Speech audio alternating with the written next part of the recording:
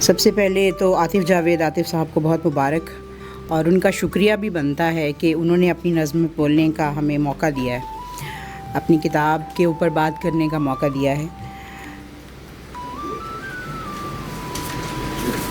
صدر صاحب کی اجازت سے بہت شکریہ سر۔ منزہ ہے اردو زبان میں نظم، یہ سب سے پہلے میں آپ کو اس کا ٹائٹل بتا دوں۔ میں نے اپنے مضمون کا جو ٹائٹل چوز کیا ہے، انسانیت کا ہمدرد شاعر۔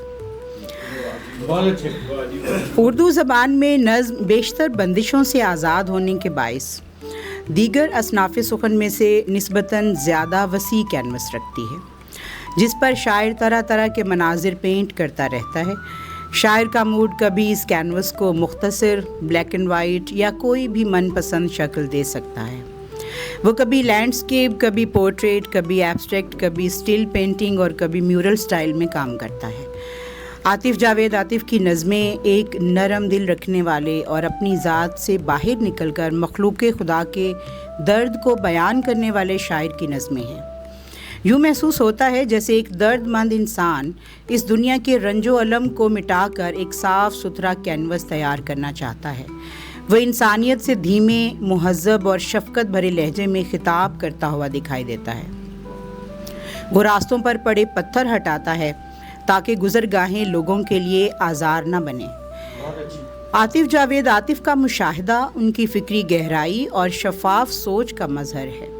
وہ ہر غیر فطری مسئلے کو باریک بینی سے دیکھتا ہوا اسے فطرت کے قوانین، سائنسی اصول و ضوابط اور مذہبی نقطہ نگاہ سے پرکھتے ہوئے نتیجے پر پہنچتا ہے۔ اس میں صرف اس شاعر کی اپنی سوچ اور نظریات شامل نہیں ہیں، بلکہ جو پیغامات مالک کائنات نے ہم تک پہنچائے ہیں انہیں مکمل فصاحت و بلاغت کے ساتھ وہ مفصل طریقے سے بیان کرتے ہیں۔ بے شک شاعری میں ہر شاعر محبت، ہجر و فراق اور بے وفائی جیسے موضوعات سے ہٹ نہیں سکتا، لیکن معاشرتی مسائل کی محض نشاندہی بھی کافی نہیں، بلکہ ان مسائل کے حل کی طرف پیش قدمی بھی از حد ضروری ہے۔ جو لوگ مسائل کا حل پیش کر سکتے ہیں وہ یقیناً عام لوگ نہیں ہوتے۔ عاطف جاوید اپنے پیش لفظ میں اس حقیقت کا اعتراف کرتے ہیں کہ انہیں نظم کہنے سے عشق ہے، اور یہ عشق ان کی نظموں میں بہت واضح جھلکتا ہے۔ وہ جس طرح سے نظم کے موضوع کو ٹریٹ کرتے ہیں اور اسے آخر تک جس کامیابی سے پایہ تکمیل تک پہنچاتے ہوئے قاری کے دل میں احساس جگاتے ہیں، وہ یقیناً قابل ستائش ہے۔ نظم چونکہ ایک مکالمے کی صورت ہوتی ہے اور ان کا ہر مکالمہ اتنی معلومات مہیا کر دیتا ہے کہ تشنگی باقی نہیں رہتی، اور ان کی ذمہ داری احسن طریقے سے پوری ہو جاتی ہے۔ اگر کوئی اتنا ذہین ہو کہ وہ باتوں باتوں میں ہی ذہن پر پڑے جالے اتار دے اور تاریکی کی گرہیں کھول دے، تو اس کا صاف صاف مطلب یہ ہے کہ وہ شاعر اپنی شاعری کے ذریعے معاشرے کی اصلاح کا بیڑا اٹھائے ہوئے ہیں۔ اور ہم جس نظام میں جی رہے ہیں وہ تو سارے کا سارا تانا بانا ہی الجھا ہوا ہے۔ مجھے اس درویش صفت شاعر کا شکریہ ادا کرنا ہے جس کی نظمیں پڑھ کر میں مکمل اعتماد سے ان پوشیدہ اور پیچیدہ مسائل پر کھل کر گفتگو کر سکتی ہوں جنہیں ایڈریس نہیں کیا جاتا۔ اس کی بہترین مثال پیش کرنے کے لیے میں آپ کو ان کی نظم کھیتی کا حوالہ دوں گی۔ گزشتہ برس میں نے فیس بک پر جب ان کی یہ نظم پڑھی تو دلی مسرت ہوئی، کیونکہ انہوں نے ایک بہت ہی حساس موضوع پہ بات کی ہے، اور اس موضوع پر الگ سے بات کرنے کی بجائے اگر وہ نظم آپ کو سنا دی جائے تو اس کا حق ادا ہو جائے گا۔ جی، نظم کا عنوان ہے کھیتی۔ تمہاری عورت تمہاری کھیتی کہ جس طرح سے بھی چاہو آؤ۔ میں سوچتا ہوں کہ میرے رب نے اس ایک آیت کے لفظ کھیتی میں راز کتنے سمو دیے ہیں۔ بس ایک ٹکڑے زمین کا مالک بھی جانتا ہے، فقط محبت کا بیج بونے سے فصل پکنے تلک کے جتنے بھی سلسلہ وار مرحلے ہیں وہ مانگتے ہیں ریاض دہقاں۔ یہ صرف دہقاں ہی جانتا ہے، زمین کے سپنے سے اگنے والی یہ فصل ہر دن فقط توجہ کی چاشنی میں پلے بڑھے گی۔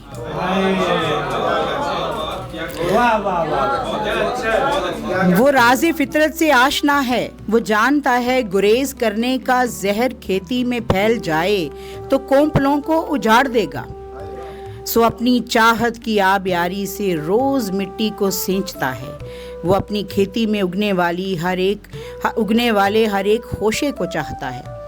परिंद उतरें चरिंद लपकें, वो बन के निगरां हर एक डाली हर एक बाली संभालता है। नज़र में रख के संवारता है, तुम्हारी औरत तुम्हारी खेती बजा ए दहका। मगर फ़कत एक बीज बोने से तुमको हर पल हरी मिलेगी तो कम शनासी की इंतहा है।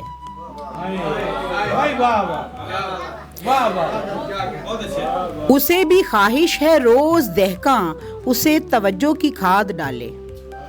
नज़र से ऐसा हिसार बांधे कि उसकी जानिब हवस में डूबी निगाह उठने से पहले सोचे।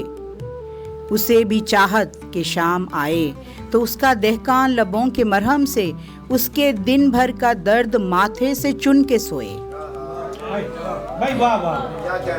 तुम्हारी औरत तुम्हारी खेती ज़रूर, लेकिन नज़र में उसको सजा के सींचो तो देख लेना तुम्हारे दस्ते हुनर की प्यासी तुम्हारी दासी तुम्हारी चाहत के गीत गाती हुई मिलेगी।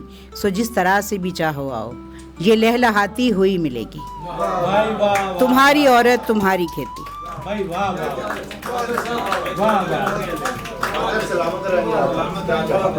और ये नज़्म बेसिकली आपको पता है ये कुरान की आयत से ली गई है और ये सारे अहकामात शायर ने नहीं बनाए, उन्होंने इनको खोल के हमारे सामने पेश किया है और इसलिए इनका शुक्रिया बनता है। मैंने इनकी सारी नज़मों का मुताला किया है। हर नज़्म मौसीक़ियत के तरंग में डूबी और वालिहाना शायरी से मुज़य्यन है। आतिफ़ जावेद की एक नज़्म आईना का मैंने अंग्रेज़ी में तर्जमा भी किया है। फिर ट्रांसजेंडर्स के मसाइल पर मबनी नज़्म गुरु ट्रांसजेंडर्स के एक मुख्तलिफ़ पहलू पे बात करती है कि किस तरह से हमारी सोसाइटी उन्हें माँ बाप की खिदमत से महरूम करके जन्नत से भी महरूम कर देती है। रफ्तगां के लिए कही गई उनकी नज़्म शहर खामोशां बहुत ही शानदार अंदाज में अपना मुद्दा बयान करती है। किस तरह हम अपने कीमती रिश्तों को वक्त नहीं देते जब वो शिद्दत से हमारे मुंतज़िर रहते हैं और उनके दुनिया से चले जाने के बाद हमें पछतावे घेर लेते हैं। नज़्म मुलाज़ा कीजिएगा, शहर खामोशां, छोटी सी नज़्म है। मुझे अक्सर वो कहते थे, सुनो इतवार का दिन है, तुम्हें दफ्तर से छुट्टी है, तुम्हें फ़ुर्सत तो होगी ना, ज़रा कुछ देर को मुझसे अगर मिलने चले आते, मैं तुमसे बात कर लेता, बसर 2-4 लम्हे ही तुम्हारे साथ कर लेता। समय की तेज़ नदी में कहाँ पानी ठहरता है, मुझे मिलने चले आओ, मुझे एक बात करनी है। समय की तेज़ नदी में सभी कुछ बह गया अब तो, बला की भीड़ है और मैं अकेला रह गया अब तो। मुझे फ़ुर्सत ही फ़ुर्सत है, मुझे कुछ बात करनी है, मगर शहर खामोशां में यहाँ अब कौन सुनता है। उन्होंने बगैर किसी रिश्ते का नाम लिए सब कुछ ही कह दिया। एक और नज़्म मिडिल क्लास औरतों की नफ्सियात को एड्रेस कर रही है, कैसे वो अपनी ज़ात को अपने ही हाथों नज़रअंदाज करते हुए जीती हैं। शायर ने एक माँ की तरह ख़वातीन को बहुत ही खूबसूरत पैगाम दिया है कि वो अपनी ज़ात को अहमियत दें और अपनी शख्सियत को संवार कर रखें। लेकिन ये शायर कहीं भी हिम्मत हारता नज़र नहीं आता, बल्कि बहुत ही सुकून और तहम्मुल से वो पुर उम्मीद है कि उसका पैगाम दुनिया ज़रूर समझेगी और ये पैगाम एक सदका जारिया है, क्योंकि ये सच और हक़ का पैगाम है जो उन पर नज़मों का विजदान बनकर उतरा है। मेरी दुआ है आतिफ़ जावेद अपना मिशन जारी रखें। बहुत अच्छे।